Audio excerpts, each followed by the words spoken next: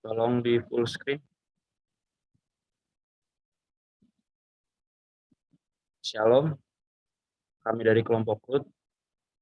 Kami ingin menyampaikan hasil kerja kelompok kami. Kelompok ini terdiri dari 4 orang, yaitu yang pertama, Jessica Loise Burus Katendel dengan NIM 2117150006. Yang kedua, Dinda Dwi Octavia Ismarmata dengan NIM 2117150015. Dan yang ketiga, saya sendiri, Ivan Yohanes, dengan NIM 2117150026. Dan yang keempat adalah Poppy Juwita Banatuan dengan NIM 2117150028. Sebelumnya kami ingin mengucapkan terima kasih kepada dosen pembimbing kami, yaitu Bapak Dr. Noh Ibrahim Boyliu, MTH, MPD. Selanjutnya.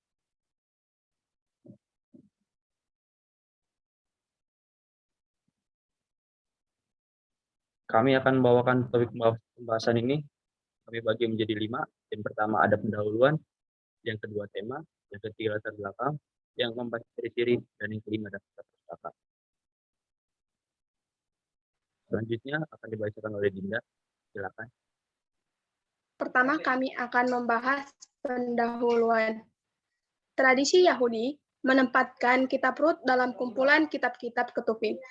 Kumpulan kitab-kitab Ketuvim atau disebut dengan kitab Rut ini dibuka dengan menyebut zaman para hakim-hakim sebagai latar peristiwa-peristiwa dari kitab Rut. Kitab Rut terletak di antara kitab Hakim-hakim dan Samuel.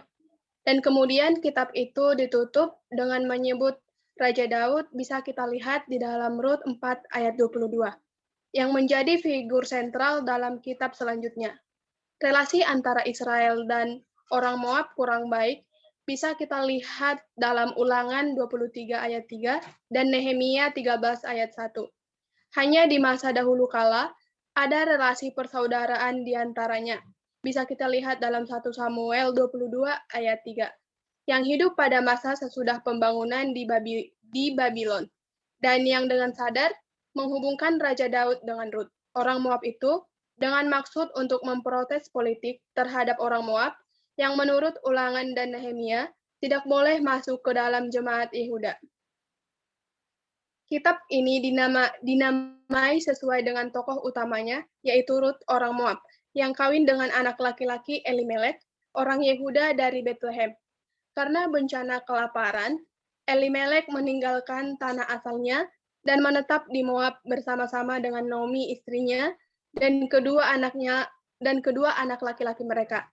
Dan kemudian ketiga laki-laki itu meninggal dunia dan Naomi ditinggal sendiri dengan kedua menantu perempuannya yaitu Rut dan Orpa. Kitab Rut ini tidak jelas diketahui atau tidak pasti siapa nama penulisnya. Sepertinya menggunakan gaya bahasa Aram, meskipun pada umumnya memakai bahasa Ibrani. Menurut para ahli, kitab ini ditulis antara zaman awal kerajaan sampai pada zaman sesudah pembuangan di Babylon. Seperti halnya dengan banyak kitab dalam Perjanjian Lama, penulis kitab Rut tidak dikenal sama sekali dan tidak ada suatu petunjuk pun mengenai siapa penulisnya dalam kitab itu. Menurut tradisi Talmud, Samuel adalah penulisnya, tetapi ada keterangan yang menunjukkan bahwa kitab itu pasti ditulis setelah zaman Daud. Bisa kita lihat di dalam Rut 4 ayat 17b. Lagi pula, tampaknya ada selang waktu yang cukup panjang antara peristiwa-peristiwa yang diceritakan dengan penulisnya, sehingga penulis menganggap perlu untuk menjelaskan kebiasaan yang telah lama dilupakan. Bisa kita lihat di dalam Rut 4 ayat 7. Para ahli tidak sependapat tentang waktu penulisnya. Kitab Rut diperkirakan ditulis antara zaman awal kerajaan sampai zaman setelah pembuangan. Bukti yang ada menunjuk pada zaman sebelum pembuangan, walaupun tidak ada kriteria yang tepat. Namun, waktu dalam masa kerajaan atau abad ke-10 sampai abad ke-7 sebelum Masehi. Kelihatannya memungkinkan paling cocok.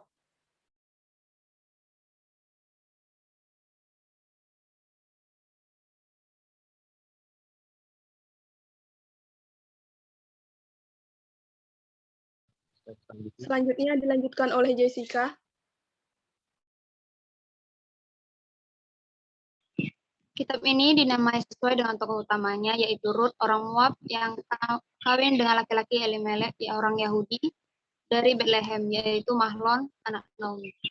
Karena bencana kelaparan, Elimelek meninggalkan tanah asalnya dan menetap di Moab bersama-sama dengan Naomi istrinya dan kedua anak laki-laki mereka. Kemudian ketiga anak laki-laki itu meninggal dunia, dan Naomi tinggal sendiri dengan kedua menantu perempuannya, Rut dan Orpa. Naomi memutuskan untuk kembali ke Yehuda karena bencana kelaparan telah berakhir. Lalu Naomi meminta kedua menantunya itu kembali ke keluarga mereka masing-masing. Orpa menuruti permintaan itu walaupun dengan berat hati, tetapi Rut dengan tegas menolak permintaan itu. Ungkapan Rut dengan tegas penolakan itu menjadi ukuran cinta kasih dan kesetiaan yang dapat diberikan seorang wanita kepada wanita lainnya. Bisa kita lihat Rut 1 ayat 16-17.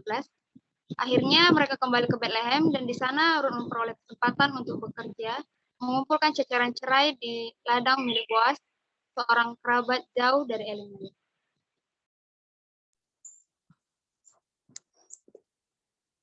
Kitab Rut menekankan peran Allah sebagai penyebab segala sesuatu dengan cara yang berbeda dari banyak kitab yang lain dalam Perjanjian Lama. Lihat hal 1969 halaman 18-19. Allah bekerja di balik layar. Melalui motivasi dan peristiwa yang biasa, Ia selalu hadir di mana-mana, tetapi sepenuhnya tersembunyi di dalam rencana dan peristiwa-peristiwa yang manusiawi. Seperti halnya langkah yang diambil perempuan muda dalam rencana perempuan tua yang penuh risiko. Tersebut hal 1976 halaman 759. Dengan demikian, penulis menekankan suatu aspek khusus dari pemeliharaan Allah, yaitu ketersembunyiannya. Ia menyembunyikan bimbingan Allah dalam hubungan sebab akibat yang biasa dialami manusia, semata-mata karena ia percaya bahwa bimbingan itu pada hakikatnya tersembunyi. Slide selanjutnya, tema kasih yang menebus. Slide selanjutnya, latar belakang. Secara historis, kitab ini menguraikan berbagai peristiwa dalam kehidupan suatu keluarga Israel pada zaman Hakim. Kita bisa lihat pada kitab Rut pasal 1 ayat 1, sekitar 1375 sampai 1050 sebelum Masehi. Secara geografis, latar belakang 18 ayat pertama kitab ini adalah di tanah Moab atau di sebelah timur Laut Mati. Sisa kitab ini terjadi dekat atau di Bethlehem di Yehuda. Secara liturgis, kitab ini menjadi salah satu dari 5 gulungan dari bagian ketiga Alkitab Ibrani, yaitu Hagiographa atau tulisan-tulisan kudus. Tiap-tiap tulisan ini dibacakan di depan umum pada salah satu hari raya Yehuda tahunan. Karena drama anti dalam kitab ini terjadi pada waktu panen. Kitab ini biasanya dibaca pada hari raya panen atau Pentakosta. Karena kitab ini hanya menurut keturunan Rut sampai Raja Daud, kita bisa lihat pada Rut pasal 4 ayat 21 hingga ayat yang ke-22. Mungkin sekali kitab ini ditulis pada zaman pemerintahan Daud. Penulis kitab tidak pernah disebutkan dalam Alkitab, sekalipun tradisi Yahudi atau Talmud menyebutkan Samuel sebagai penulisnya.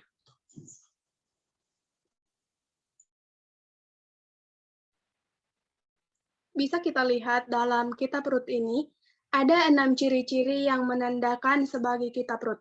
Di antaranya, kitab ini merupakan salah satu dari 2 kitab dalam Alkitab yang memakai nama seorang wanita, yaitu yang pertama Rut, dan yang kedua adalah Esther.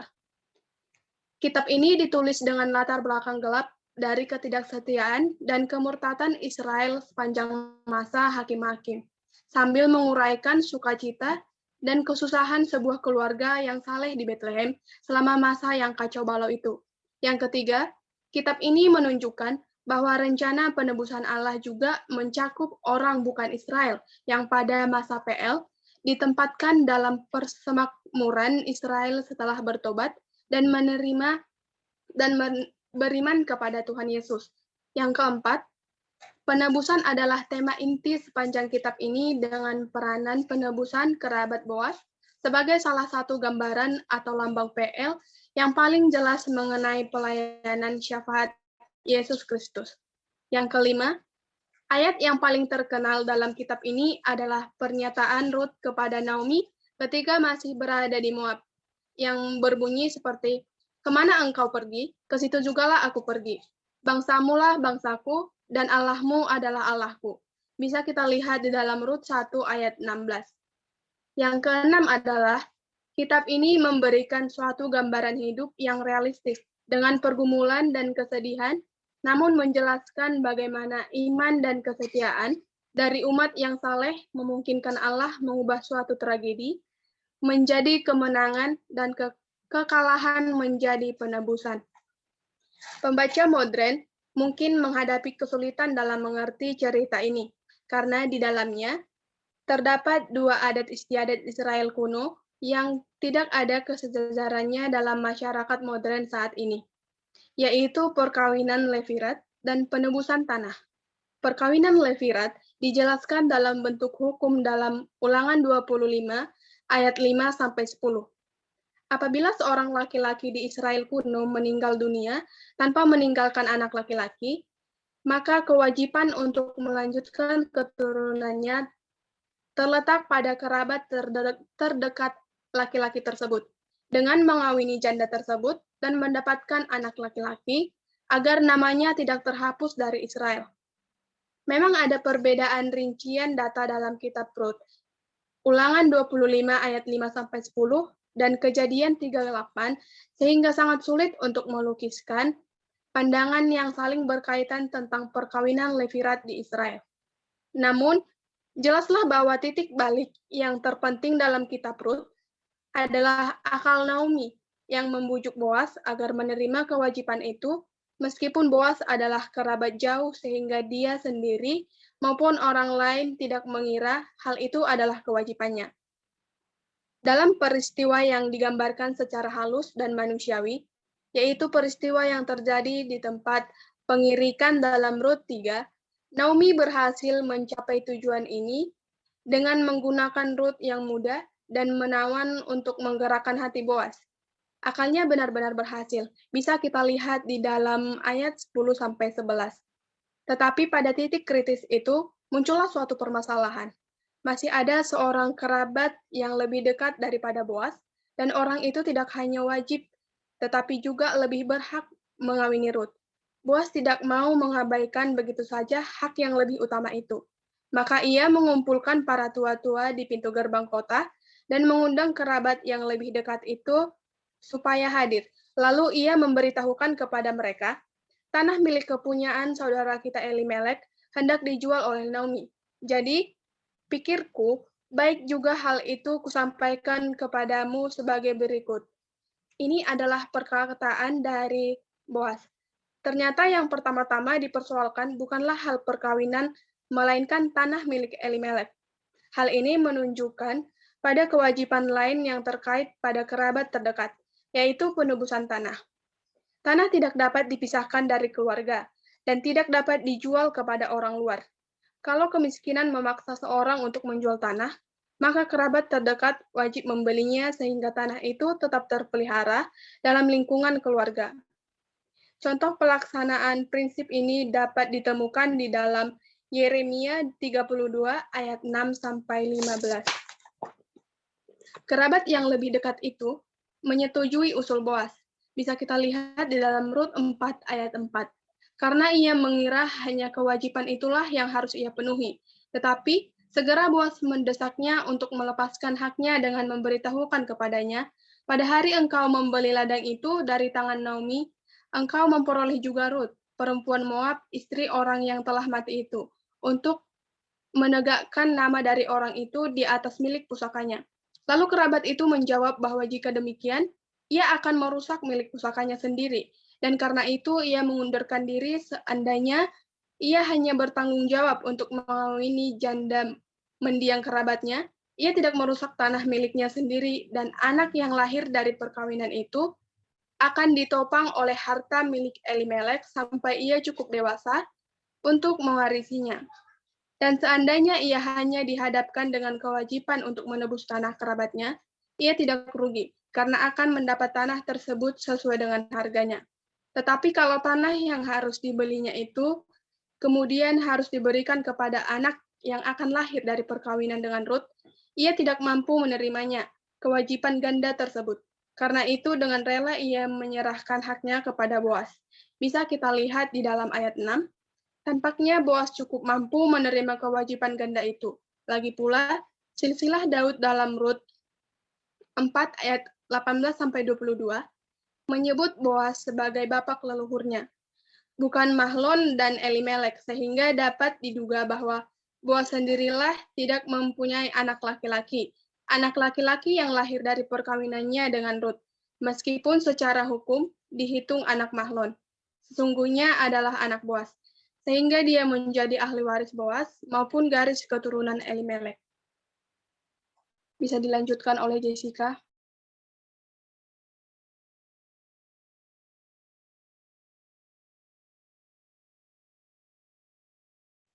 Slide selanjutnya, Mel. Baik, dari paparan materi yang kami sampaikan tadi, kami mengambilnya dari 2 buku, yaitu yang pertama, Pengantar Perjanjian Lama 1, Taurat dan Sejarah, dan yang kedua, Alkitab Penuntun Hidup yang Berkelimpahan.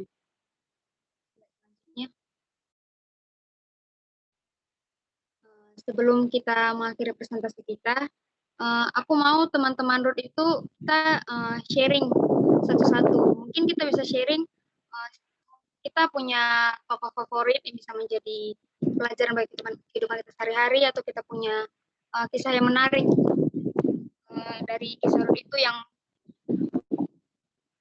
menurut kalian itu sangat menarik gitu. Adakah yang mau sharing duluan? Oke, baik. Saya aja. Jadi yang saya dapat dari kitab Rut ini adalah tentang bagaimana kesetiaan Rut yang diuji terhadap suaminya, di mana meninggal terlebih dahulu dan dia tidak meninggalkan mertuanya.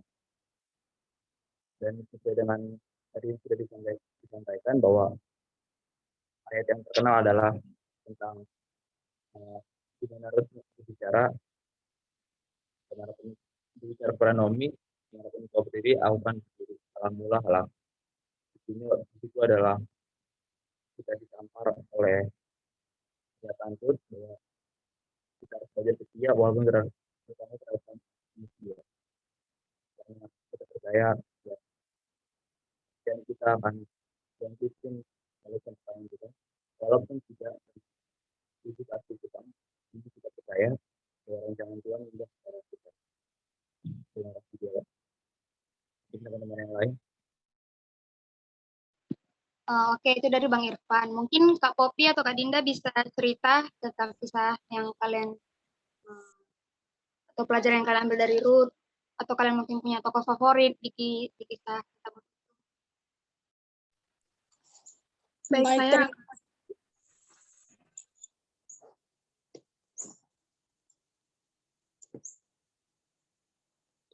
saya duluan aja, Kak Dian.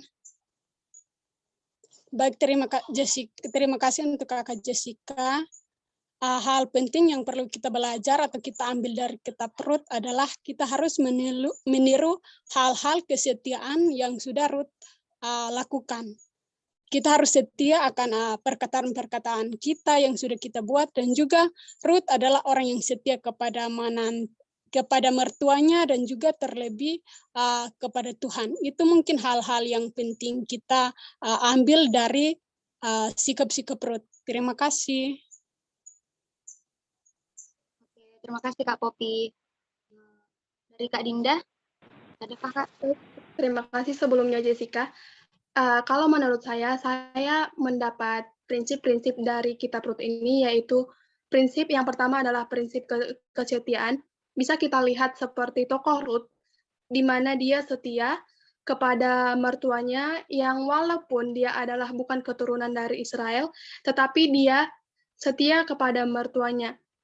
Bisa kita lihat kalau kehidupan kita saat ini mungkin kalau kita di posisi Ruth, kita bahkan meninggalkan mertua kita tersebut, karena mereka bukanlah garis keturunan kita.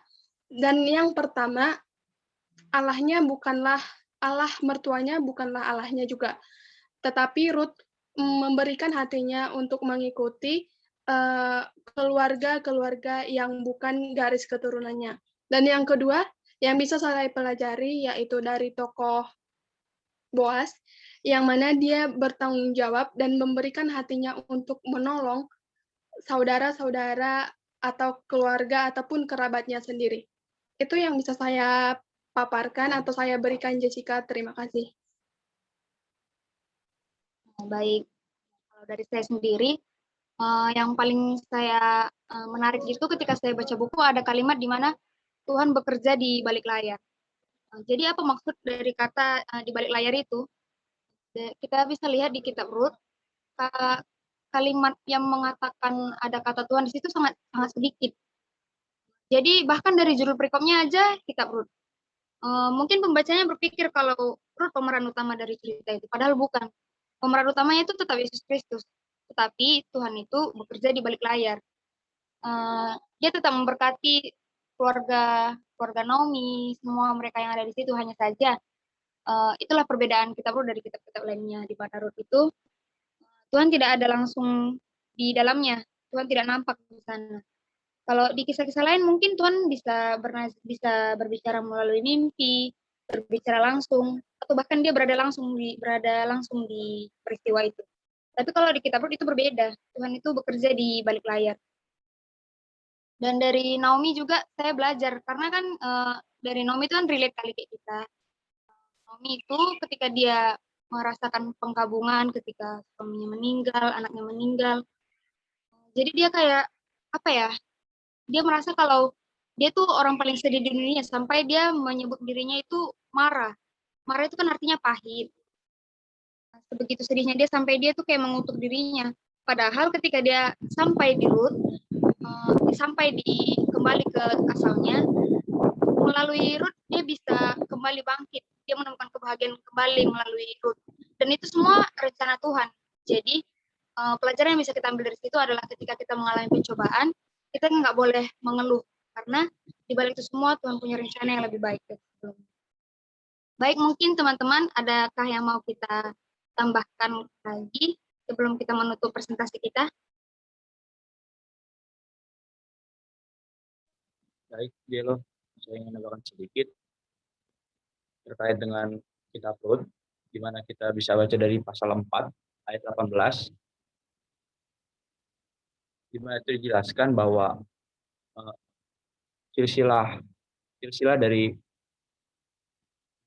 kerajaan Israel, di mana anaknya Boas dan anak Rut, mereka dikaruniakan anak yang diberikan nama oleh Obed, dan Obed adalah kakek dari Daud, dan di mana itu akan dijelaskan dan dilanjutkan dalam perjanjian baru. Seperti itu. Mungkin dari teman-teman yang lain ada yang menambahkan. Baik, terima kasih Bang Irfan. Yang lain adakah mau ditambah lagi teman-teman?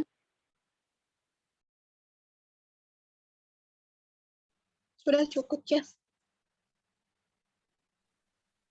Oke, baik. Jadi, sekian dari presentasi kami. Kitab Rut dari Kak Dinda, Jessica, Kak Popi, dan Bang Irfan. Kami juga mengucapkan terima kasih kepada Kak Melinda yang sudah membantu kami dalam menjalankan presentasi ini. Sekian dari presentasi kami. Terima kasih, Tuhan Yesus memberkati.